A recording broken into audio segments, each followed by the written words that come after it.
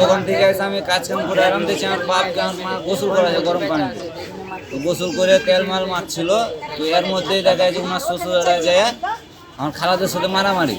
আর খালারা আমার বাপ টানতে যায়, ওরা দেখা যায় যে বাপকে টেনে মারধর করে।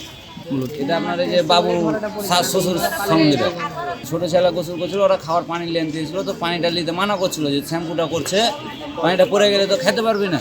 এই নিয়ে মনে করলেন এক কথা দু কথা হতে মারামারিটা সৃষ্টি হয়। এটা আপনি পানি লাগা ঝগড়া, মানে আমরা তো বাইরে ছিলাম কর্মতে, এখন বাড়ি খেতে গিয়ে শুনছি যে এই গন্ডগোল। তারপর আপনার এই হাতার যে মাথায় হলে আঘাত করেছে, যে মারা গেছে, দুজনেরই বাড়ি একই জায়গাতেই।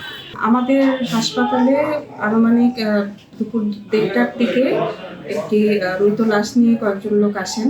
তারা আসার পরে লোকটি তৎক্ষণাৎ মৃত অবস্থায় আমাদের কাছে আসেন। ধারণা করা যাচ্ছে যে হাসপাতালে আসার আগেই ওনার মৃত্যু ঘটেছে।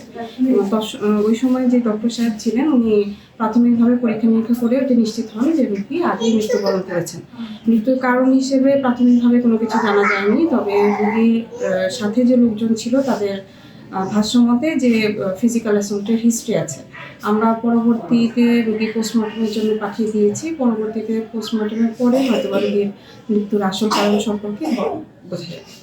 বিদেশ থেকে দেশে রেমিটেন্সের টাকা আসে নিরাপদে, তাই আজই আপনার আপনজনকে বলে রাখুন রেমিটেন্সের টাকা যেন শুধু নগদেই পাঠায়। সরকারি টিউবওয়েলের থেকে পানি নেওয়াকে কেন্দ্র করে নুরি বেগম এবং লালি বেগমের মধ্যে কথা কাটাকাটি, সেখান থেকে তাদের পরিবারের লোকজন এসে যোগ দেয়, দিলে ওই যে নাসিরউদ্দিন নামে একজন মারা যায়। হ্যাঁ, তো 7 জন গ্রেপ্তার আছে।